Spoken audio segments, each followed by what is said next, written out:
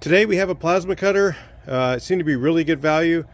Let's take it out and take a look at it and see how it works. Of course, that's going to make the difference. If it's really good working and the price, you'll see in the description, you'll find out maybe it's worth looking at. Talk to you a little bit later.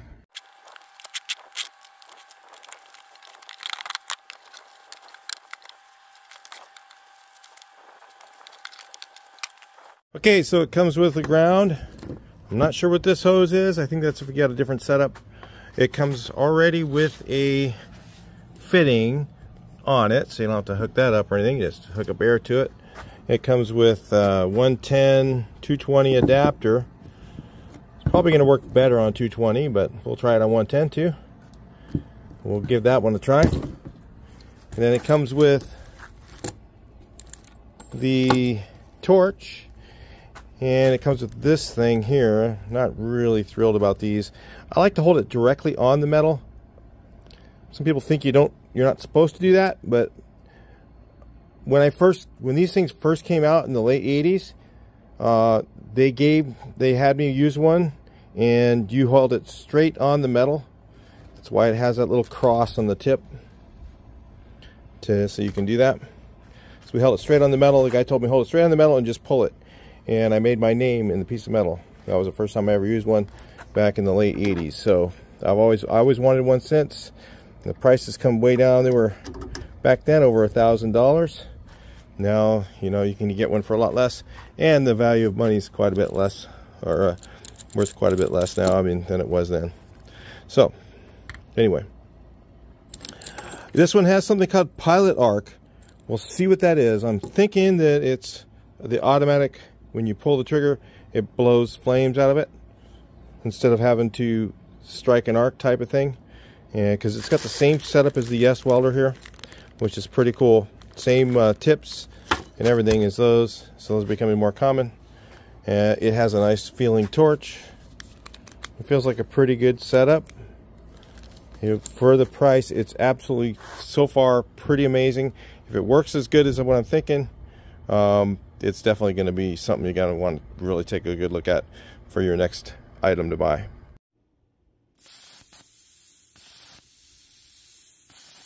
Okay, you guys saw that. Without even touching the metal, it throws a flame out. I guess that's what the pilot arc is, and that is really a cool thing to have, because if you've got a piece of metal that's got Bondo on it, or something on the surface, really bad rust, a lot of times you'll have trouble with some of the plasma cutters you get that don't have the pilot arc, and you'll put it on the metal and we'll have to kind of move it back and forth and try and find sometimes you'll have to even grind it a little bit to get a bare metal spot started so that you can start your plasma cut. So those are not as good as one of these. So these are sometimes a little bit more money. Okay, we're operating this right now on 110.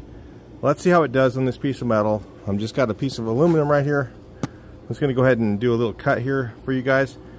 Let's just check it out.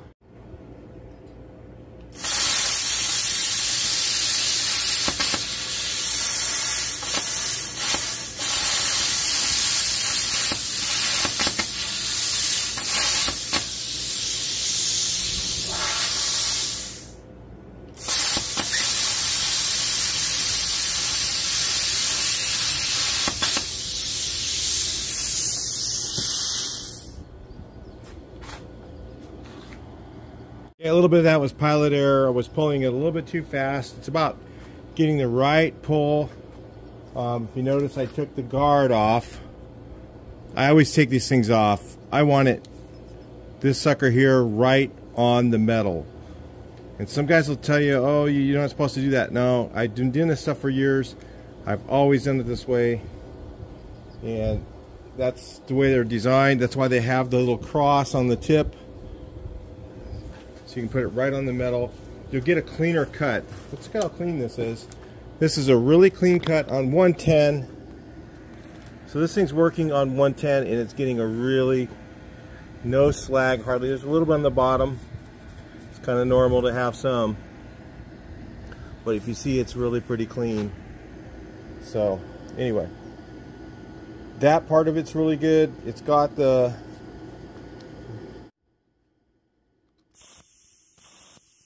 pilot arc. It seems to work okay on 110. I notice this only goes to 35 amps on 110. So obviously when it hits 220, I think it goes up higher. I don't know. I think the machine's rated at 50. They also have in the link in the description one that you can order a bigger one. I think 50 is usually fine. Some guys are using these to cut like thick steel.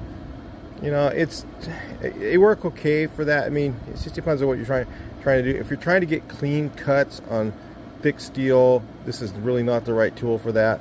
But if you're just trying to cut stuff up, like if you've got an old frame, you're just trying to throw it in the trash, get rid of it, thick steel, it'll cut through that, you know, pretty quickly. It'll kind of cut it messy, but it doesn't really matter when you're throwing stuff away like that. If you're trying to cut, you know, like I said, if you're trying to cut thick steel and you want it to be clean, this is not the tool to use. You should be using a cut-off wheel or a Sawzall or something like that if you want it to come out nice. This is mostly for cutting thin sheet metal. If you notice, I use a straight edge. You can put a straight edge on sheet metal and you can cut it straight as an arrow with that. So, especially if you clamp it down. So if I clamp this down really nice and I pull it the right speed, it'll cut a very nice clean line even faster and easier than using a cutoff wheel. It's even on aluminum. So anyway, that's the benefit of having a plasma cutter. And you can almost use it as a shear, okay? And a lot of guys are, like I said, they're using them the wrong way. They go and use it by using this or trying to hold it above the metal. I'll show you what I'm talking about. So they'll use it and kind of hold it. Instead of being all flat on the metal, they'll lift it up a little bit and they'll use it as a cutting torch. That's really not the right way to use one of these. Hold it flat on the metal, pull the trigger at the right speed, and you'll get a really nice cut. That's what it's all about. So anyway, I'll do another couple other cuts with it. We'll check it out on 110.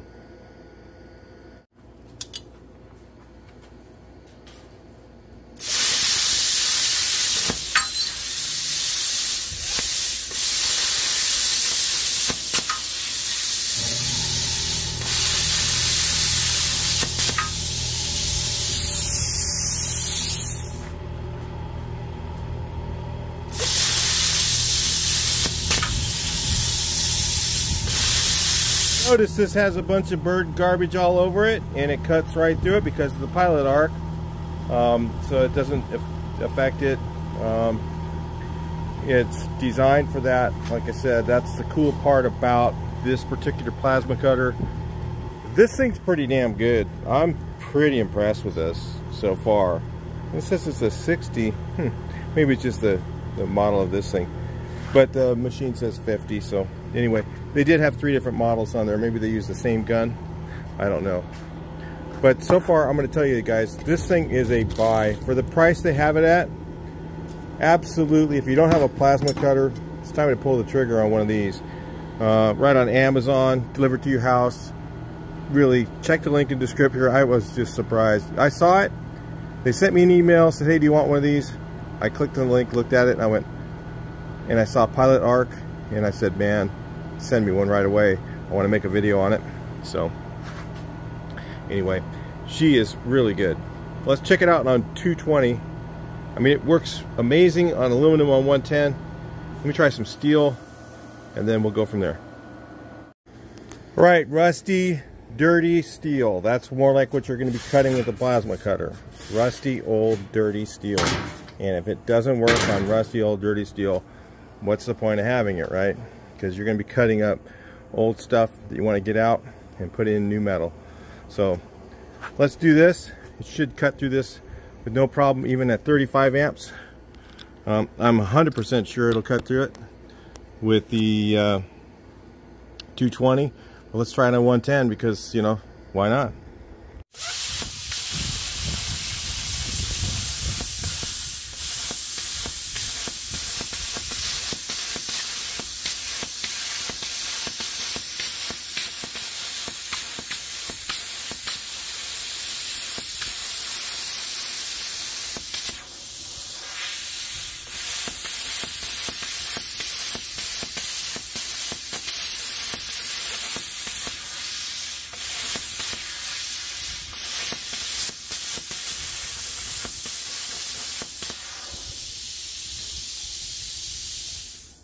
Okay, she did have a little trouble cutting this on 110 dirty steel. So that's typical with most plasma cutters in the lower budget line. So most of the time you're going to need 220, almost any plasma cutter. Let's do the same thing. We're going to run it up on 220 and see how it does. If it cuts on 220, I'm still going to say it's a good machine. It all depends on what you're trying to do. But I always would say, most of the time when you're going to buy a plasma cutter, plan on running 220 on it. All mine I've always run on 220 because they just work better. Okay, if you notice it was sputtery, that's because it's on 110 typically, trying to cut through this. But it's still, my other one, the cheap one without the pilot arc that I used to have, would have a lot more trouble than that on 110. It wouldn't even have done it that good, just so you know. Quick, it could also be that I don't have a very good ground. I've just got this piece of metal set on here. So yeah, that could be part of the problem. Let's try a few different things.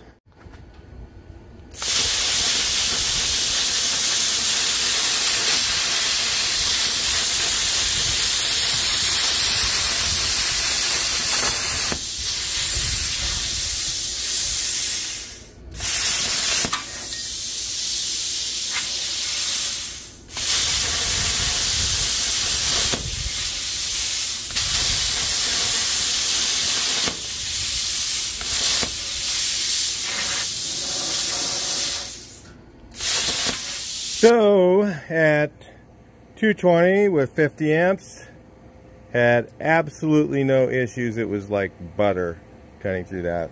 So yeah, it just needed more amperage. And when you put the machine on with a 220 cord, it goes up to 50 amps, if you can see that. When it's on 110, it only stops at 35, which is, you know, enough for some clean metal, but not really enough for the dirty stuff or the thicker steel and that sort of thing. The pilot arc did its job, just cut right through that like it was nothing. Yeah, this thing just works great. Honestly, just what I expected. It's nothing more or less. It just works. So anyway, do a little more cutting, check it out and see what you think.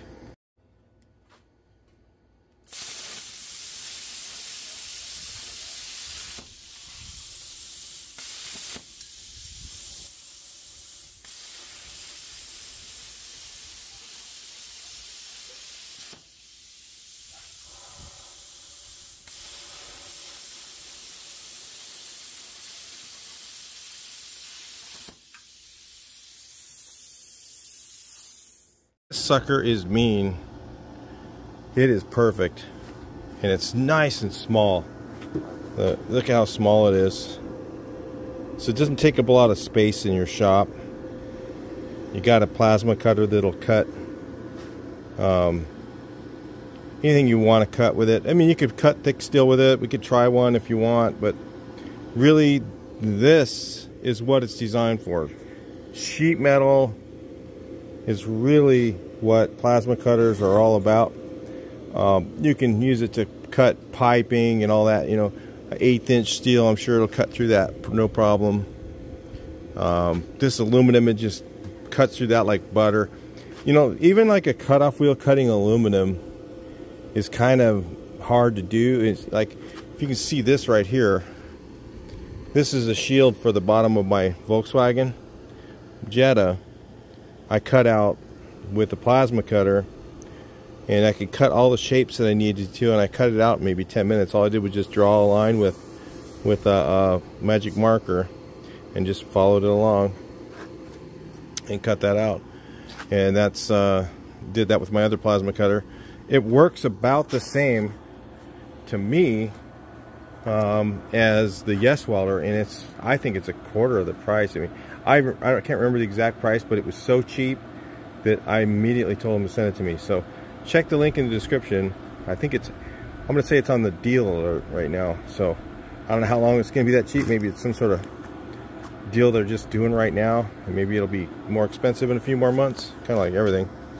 I'll do one more cut with it. I'm going to cut some thick steel. It's really not designed for that, but let's do it and see what it does. Got a piece of 1/8" plate. It's not even, it's painted. I'm just going to cut right here and cut that ear off. I don't want to waste it. I'm going to use it on something else. Never know. I don't like to waste steel just to show that it works. But I'll just cut this corner off real quick because I'm probably not going to be using that. And then let you guys take a look at it. I'm not even going to ground it. I'm going to try it first without grounding it. And let's just see if it just laying on the other piece that it works. If it works on that, it's going to work pretty good on just about anything, guys. Whatever you need it for, it's probably going to work just fine.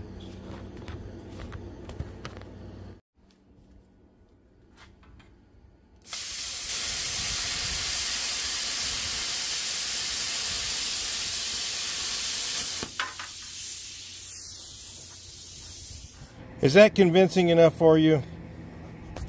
I don't know what else I would need to do to convince you. Look at how straight and even that cut is through 1/8" steel. If we can cut that, it's probably going to be able to cut 1/4 inch and some other stuff. 1/8" steel is about what the maximum you're going to be cutting. You're going to want to cut with one of these, that you're going to need to put a design in. Like I did some frame sections with 1/8" steel, and I wanted them to be a certain shape. Then I welded them all together. I used a plasma cutter to do that, and then I used a little bit of grinder to tune it up. But if you can see, that is a very clean cut, effortless at 50 amps, 220. Okay. Check out the link and get one of these things on order if you're needing a plasma cutter. This sucker's not bad. I'm going to say this thing is right up there with the other ones that I've used as one of the best ones. Again, on 110, it's not going to, you need 220. I mean, it might work for some things on 110, but most of the time you're going to want to use the 220. What I usually do is I'll leave it on the highest amperage and just pull it a little bit faster. So I don't usually start up and then down in the amperage. I just leave it up really high and then cut with it. And definitely take the guard off. That's, you know, if you want it to cut clean, don't use this thing. Just put it right on the metal and pull it. Simple. Right, anyway, if that doesn't convince you, I don't know what will. I think it's a deal. Alright, I'll talk to you guys in the next video. Please like, share, and subscribe. See your comments and let me know if you make an order. I'll that way, you know, and if you do, I get a very, very, very small percentage from Amazon. So just so you know, I mean, it's very, very tiny. But you know, I'm doing these not for me. This is for you guys. When I see a good deal, I want them to send it to me so I can show you, so that you guys aren't guessing when you go to order it. You can see that I've tried it, and if I say it works, it's probably going to work. I mean, I don't know how long it's going to last. I have no idea on anything like that. But usually these Chinese plasma cutters usually last pretty good. I've had pretty good luck with all of them. I don't buy Lincoln or Miller or any of those big names. I buy the cheap stuff like this, just like you guys do, and I've had no problems with them. So anyway, I'll talk to you later. Please like, share, and subscribe.